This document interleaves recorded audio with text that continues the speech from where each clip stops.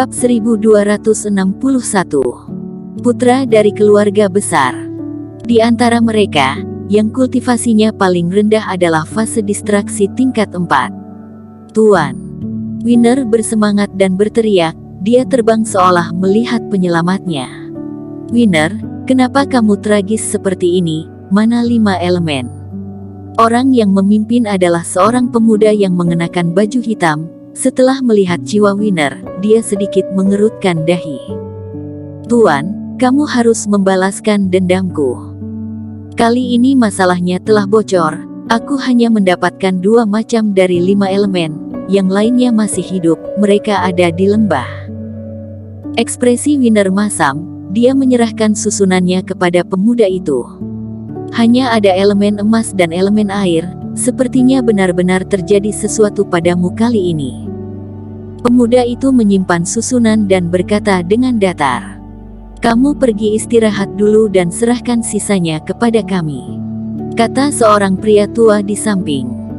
Winner mengangguk, mengungkapkan kegembiraannya dan hendak mundur. Tetapi kemudian pria tua itu tiba-tiba menyerang dan meremas jiwa Winner. "Tetua Cui, apa yang kamu lakukan?" Merasa bahwa ruang di luar jiwanya disegel oleh pria tua itu, Winner terkejut dan berseru dengan terpaksa. Seluruh tubuhnya diremas oleh pria tua itu sampai berderit, reikinya terus hilang dan perlahan menjadi lemah. "Tolong aku Tuan, tolong aku Tuan. Hal kecil seperti ini saja kamu tidak bisa melakukannya dengan baik, apa gunanya kamu?"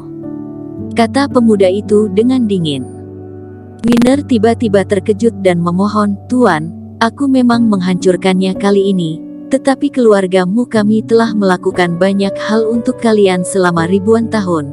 Tidak ada jasa juga ada kerja keras, aku mohon kamu maafkan aku kali ini."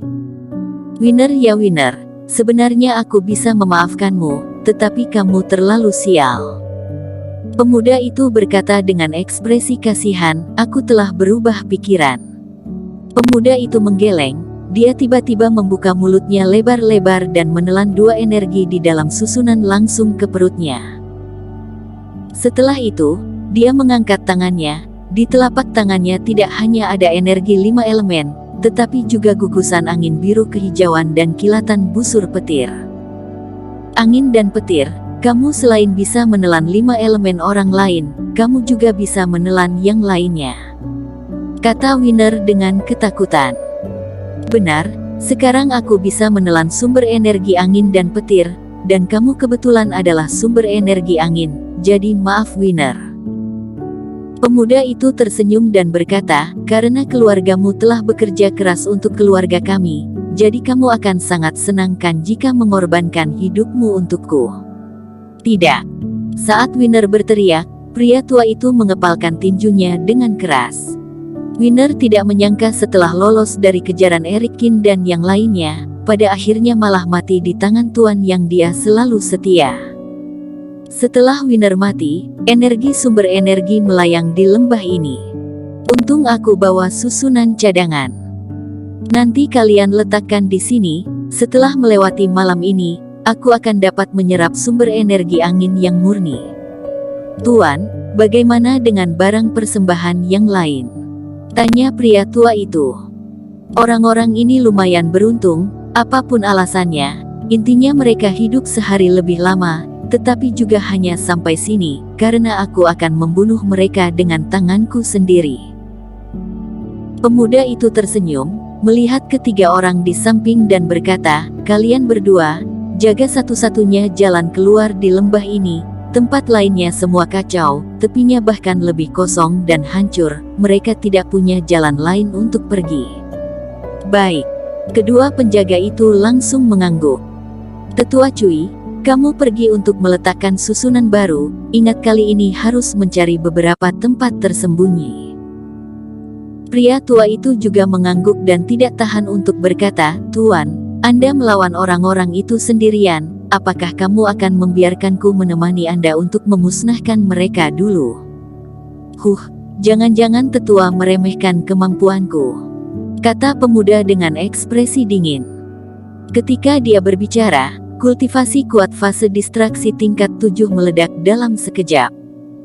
Tidak berani, Tuan adalah penyihir surga, bagaimana mungkin aku berani meremehkan? Pria tua itu tiba-tiba berkeringat dingin dan terus menggeleng. Dia tahu betapa brutalnya perilaku Tuan yang tampak lembut ini, bahkan tidak mengedipkan matanya saat membunuh orang. Jangan khawatir, jika aku mengambil tindakan, orang-orang di lembah, tidak peduli siapapun itu harus mati. Pemuda itu berkata dengan percaya diri, dia terbang dan masuk ke dalam lembah. Kalian jaga jalan keluar dengan baik, ingat jangan biarkan siapapun pergi. Pria tua melirik sosok pemuda yang menghilang dengan tak berdaya, dan memerintahkan dua penjaga itu. Kemudian dia juga terbang menuju tepi lembah. Pemuda itu terbang sebentar, dia berhenti dan perlahan mendarat. Erikin muncul di depannya dan berdiri dengan tenang. Ternyata kamu menungguku, sepertinya kamu lumayan berani. Pemuda itu memandang Erikin dengan heran, dan berkata dengan sedikit jijik, sayangnya kultivasinya terlalu lemah, hanya fase keilahian tingkat 9, Winner bodoh ini, sebenarnya bagaimana dia bisa membiarkan orang sepertimu selamat? Apakah Winner tidak memberitahumu? Kata Erikin dengan sedikit terkejut. Orang itu tidak menyelesaikan misi dengan baik, sudah kubunuh, dan aku juga tidak perlu tahu tentang ceritamu, karena kalian akan segera mati. Pemuda itu mencibir. Tetapi aku memang sedikit terkejut, kamu menungguku di sini sebagai umpan karena dikorbankan oleh temanmu atau ada jebakan lain? Bukan dua-duanya, kata Erikin sambil menggeleng. Aku berdiri di sini hanya ingin melihat siapa kamu, sekarang aku sudah tahu. Aku muncul sekarang, kamu langsung bisa menebak identitasku, kalau begitu coba katakanlah. Mata pemuda itu menunjukkan rasa penasaran dan berkata, jangan khawatir, aku tidak akan tiba-tiba menyerang saat kamu sedang berbicara. Di luar ada yang menjaga, aku tidak keberatan untuk mengobrol sedikit dengan semut menarik sepertimu. Lagi pula, kalian adalah satu-satunya yang bertahan dari malam hari lembah ini hidup-hidup.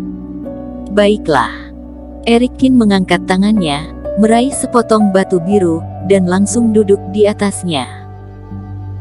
Pertama-tama, bisa membentuk formasi besar di lembah terpencil tanah suci ini, serta setiap kali menemukan kultivasi yang cocok dan kultivator yang memiliki 5 elemen, membutuhkan kekuasaan yang sangat besar, latar belakang dengan pemahaman yang luar biasa tentang tanah suci, dan kemampuan yang cukup, benarkan? Benar, hanya susunan ini saja, harga untuk membangunnya sangat mahal, dan mencari kultivator 5 elemen juga memang sangat sulit. Kata pemuda sambil mengangguk. Di kota kuno Donghuang ini, hanya ada sedikit orang berkuasa yang bisa melakukan semua ini. Erikin berkata, aku awalnya mengira keluarga Song yang mengatur semua ini, tetapi akhirnya aku mengubah pikiranku. Kenapa? Karena keluarga Song adalah penguasa kota kuno Donghuang, mereka banyak dan berkuasa, sama sekali tidak perlu menggunakan taktik untuk diam-diam mengatur semua ini. Mereka bisa menangkap orang-orang ke lembah ini dengan brutal dan kasar, bukan dengan memancing. Kata-kata Erikin membuat pemuda di depannya menyipitkan matanya dan semakin tertarik. Dan yang mampu melakukan semua ini dan harus secara sembunyi-sembunyi, hanya tersisa satu pilihan, yaitu keluarga Chai. Erikin tiba-tiba menatap pemuda itu dan berkata, kamu adalah putra tertua keluarga Chai, Kaidi Chai, kan? Oh, kalau begitu kenapa aku adalah Kaidi Chai dan bukan putra lain dari keluarga Chai? Ekspresi pemuda itu tidak berubah sama sekali dan berkata dengan tersenyum.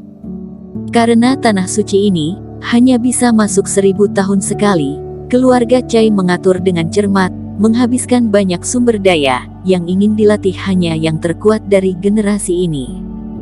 Kata Erikin dengan datar. Bersambung.